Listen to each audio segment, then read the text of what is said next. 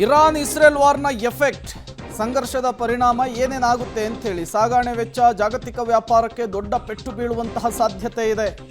ಭಾರತದಿಂದ ಯುರೋಪ್, ರಷ್ಯಾಗೆ ಆಗುವಂತಹ ರಫ್ತಿನ ಮೇಲೂ ಕೂಡ ಇದರ ಇಂಪ್ಯಾಕ್ಟ್ ಆಗುತ್ತೆ. ಅದರ ಜೊತೆಗೇನೆ ಕೆಂಪು ಸಮುದ್ರದ ಮೂಲಕ ನಡೆಯುವಂತಹ ವ್ಯಾಪಾರಕ್ಕೂ ಕೂಡ ಅಡ್ಡಿ ಉಂಟಾಗುವ ಸಾಧ್ಯತೆ ಇದೆ. ದೀರ್ಘಕಾಲದವರೆಗೂ ಕೂಡ ಯುದ್ಧ ನಡೆದರೆ ಅದರ ಪರಿಣಾಮಗಳು ಭಾರತದ ಮೇಲೂ ಕೂಡ ಆಗುತ್ತೆ ಅನ್ನೋದು ಗೊತ್ತಾಗ್ತಾ ಇದೆ. ಇನ್ನು ತೈಲ ಮಾರುಕಟ್ಟೆಗಳಲ್ಲೂ ಕೂಡ ಈಗ ಅಲ್ಲೋಲ ಕಲ್ಲೋಲ ಅಂತಿದ್ದಾರೆ. ರಾಜ್ಯದಲ್ಲಿ ಅಡುಗೆ ಎಣ್ಣೆಯ ಬೆಲೆ ಜಂಪ್ ಕೂಡ ಆಗ್ತಾ ಇದೆ. ಶನಿವಾರದಿಂದಲೇ ಎಲ್ಲ ಅಡುಗೆ ಎಣ್ಣೆಯ ಬೆಲೆ ಹೆಚ್ಚಳವಾಗಿದೆ. ಅಡುಗೆ ಎಣ್ಣೆ ಪ್ರತಿ ಲೀಟರ್ಗೆ 3 ರಿಂದ 4 ರೂಪಾಯಿ ಅಂತ ಹೇಳ್ತಾ ಇದ್ದಾರೆ. ಸೊ ಯುದ್ಧ ಮುಂದುವರೆದರೆ ಲೀಟರ್ಗೆ 30 ರಿಂದ 40 ರೂಪಾಯಿ ಹೆಚ್ಚಳವಾಗುವಂತಹ ಸಾಧ್ಯತೆ ಇದೆ. ಅಷ್ಟೇ ಅಲ್ಲ, ಅಡುಗೆ ಎಣ್ಣೆ ಅಷ್ಟೇ ಅಲ್ಲ, ನಾವು ಪೆಟ್ರೋಲ್, ಡೀಸೆಲ್ ಏನಿದೆ, ತೈಲ ಎಲ್ಲವೂ ಕೂಡ ಅದಕ್ಕೆ ಉತ್ಪನ್ನ ಏನಿರುತ್ತೆ ಅದರ ಡಿಪೆಂಡೆನ್ಸಿ ಅವೆಲ್ಲವೂ ಕೂಡ ಏರಿಕೆ ಆಗುತ್ತೆ. ಅದರಲ್ಲಿ ಯಾವ ಅನುಮಾನವೂ ಇಲ್ಲ. ಲಾಂಗ್ ಟರ್ಮಲ್ಲಿ ಹೋದಾಗ 1 ವಾರ 2 ವಾರ ಆದರೆ ಏನೂ ಆಗೋದಿಲ್ಲ, ಅದಕ್ಕಿಂತಲೂ ಜಾಸ್ತಿ ಹೋದಾಗ ಸಮಸ್ಯೆ ಆಗುತ್ತೆ. ನೋಡಿ, ಸನ್ಫ್ಲವರ್ ಆಯಿಲು ಹಿಂದಿನ ದರ 139 ರೂಪಾಯಿ ಇದ್ದು ಈಗ 141 ರೂಪಾಯಿ ಆಗಿದೆ. ಅಂದರೆ 2 ರೂಪಾಯಿ ಜಾಸ್ತಿ ಆಗಿರುವುದಲ್ಲಿ 2-3 ರೂಪಾಯಿ. ಗೋಲ್ಡ್ ವಿನ್ನರ್ ಹಿಂದಿನ ದರ 142 ರೂಪಾಯಿ ಇತ್ತು, ಇಂದಿನ ಬೆಲೆ 145 ರೂಪಾಯಿ ಇದೆ, 3 ರೂಪಾಯಿಯಲ್ಲಿ ಏರಿಕೆಯಾಗಿದೆ. ರುಚಿ ಗೋಲ್ಡ್ ಹಿಂದಿನ ದರ 110 ರೂಪಾಯಿ ಇತ್ತು, ಇವತ್ತಿನ ಬೆಲೆ 112 ರೂಪಾಯಿ ಆಗಿದೆ. ಸೊ ಎಲ್ಲವೂ ಕೂಡ ಏರಿಕೆ ಆಗಿದೆ. ಜಮಿನಿ ಹಿಂದಿನ ದರ 147 ರೂಪಾಯಿ ಇತ್ತು, ಇವತ್ತಿನ ಬೆಲೆ 150 ರೂಪಾಯಿ ಏರಿಕೆಯಾಗಿದೆ. 3 ರಿಂದ 4 ರೂಪಾಯಿ ಏರಿಕೆ ಆಗಿದೆ ಅನ್ನುವಂಥದ್ದನ್ನು ಈಗಾಗಲೇ ನಿಮಗೆ ಮಾಹಿತಿಯನ್ನು ಕೊಡ್ತಾ ಇದ್ವಿ. ಫ್ರೀಡಮ್ ಆಯಿಲ್ ಹಿಂದಿನ ದರ 137 ರೂಪಾಯಿ, ಇಂದಿನ ಬೆಲೆ 141 ರೂಪಾಯಿ ಏರಿಕೆ ಆಗಿದೆ. ಅದು 4 ರೂಪಾಯಿ ಏರಿಕೆ ಆಗಿರೋದು. ದೀಪದ ಎಣ್ಣೆ ಹಿಂದಿನ ದರ 111 ರೂಪಾಯಿ ಇತ್ತು, ಇಂದಿನ ಬೆಲೆ 114 ರೂಪಾಯಿ ಆಗಿದೆ.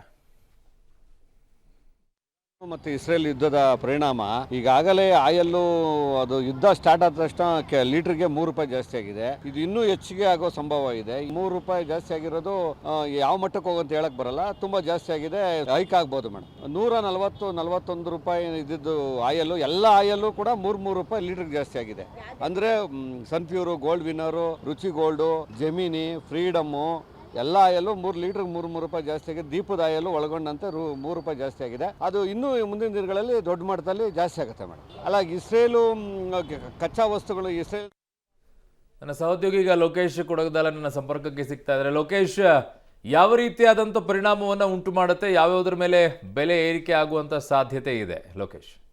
ಅರುಣ್, ಪ್ರಮುಖವಾಗಿ ತೈಲ ಬೆಲೆ ಮೇಲೆ ಹೆಚ್ಚು ಎಫೆಕ್ಟ್ ಆಗುವಂಥ ಸಾಧ್ಯತೆ ಹೆಚ್ಚಾಗಿ ಕಾಣಿಸ್ತಾ ಇದೆ. ಯಾಕಂತಂದರೆ ದೀರ್ಘಕಾಲದವರೆಗೂ ಕೂಡ ಯುದ್ಧ ನಡೆದರೆ ಈಗೇನು ಜಾಸ್ತಿ ಆಗ್ತಾ ಇದೆ, ಆ ಒಂದು ಪ್ರಮಾಣ ಬೆಲೆ ಇನ್ನೂ ಅಷ್ಟು ಜಾಸ್ತಿ ಆಗುವ ಸಾಧ್ಯತೆ ಇದೆ. ಇದೇ ರೀತಿಯಲ್ಲಿ ಆದರೆ ಸರಕು ಸಾಗಣೆಗಳ ವೆಚ್ಚನೂ ಕೂಡ ಜಾಸ್ತಿ ಆಗುವ ಸಾಧ್ಯತೆ ಇದು. ಹಡಗುಗಳ ಮುಖಾಂತರವಾಗಿ ಕೆಂಪು ಸಮುದ್ರವನ್ನು ದಾಟಿ ಅಲ್ಲಿ ಸಾಗಣೆ ಮಾಡ್ತಾ ಇದ್ರು. ಆದರೆ ಈಗ ಯುದ್ಧ ನಡೀತಾ ಇರೋ ಹಿನ್ನೆಲೆಯಲ್ಲಿ ಸಂಪರ್ಕ ಸಾಧ್ಯ ಆಗಲ್ಲ, ಹಡಗುಗಳ ಮುಖಾಂತರ ಬರಲಿಕ್ಕೆ ಸಾಧ್ಯ ಆಗಲ್ಲ. ಆ ಕಾರಣದಿಂದಾಗಿ ಸರಕು ಸಾಗಣೆಗಳ ರಫ್ತು ಮತ್ತು ಆಮದಿನಲ್ಲೂ ಕೂಡ ಸಮಸ್ಯೆ ಆಗುವಂಥ ಸಾಧ್ಯತೆಗಳು ಹೆಚ್ಚಾಗಿರುವಂಥದ್ದು.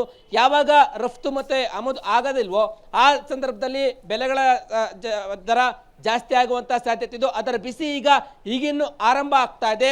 ಒಂದು ವೇಳೆ ಇದೇ ರೀತಿ ಮುಂದುವರೆದ್ರೆ ತೈಲ ಬೆಲೆ ಇನ್ನಷ್ಟು ಏರಿಕೆ ಆಗುವಂಥ ಸಾಧ್ಯತೆ ಹೆಚ್ಚಾಗಿದೆ. ಸರಕು ಸಾಗಣೆಗಳ ಬೆಲೆ ಕೂಡ 50% ಏರಿಕೆ ಆಗುತ್ತೆ ಅಂತೇಳಿ ರಫ್ತು ಮಾಡ್ತಕ್ಕಂಥ ಒಕ್ಕೂಟದಾರರು ಈಗಾಗಲೇ ಆತಂಕವನ್ನು ಕೂಡ ವ್ಯಕ್ತಪಡಿಸ್ತಾ ಇರುವಂಥದ್ದು. ಈ ರೀತಿಯಾಗಿ ಪರಿಣಾಮವನ್ನು ಬೀರುತ್ತೆ. ಇರಾನ್ ಮತ್ತು ಇಸ್ರೇಲ್ ಅಷ್ಟೇ ಅಲ್ಲದೆ ಏಷ್ಯಾ, ಯುರೋಪ್ ಮತ್ತು ಈ ಭಾಗಗಳಿಗೆ ಕೆಂಪು ಸಮುದ್ರ ಮತ್ತು ಒಮರ್ಜ್ ಜಲಸಂಧಿಯ ಮೂಲಕ ಹಡಗುಗಳು ಸಾಗಾಟವನ್ನು ಮಾಡಿ ಸರಕು ಸಾಗಣೆಗಳನ್ನು ತರ್ತಾ ಇದ್ರು.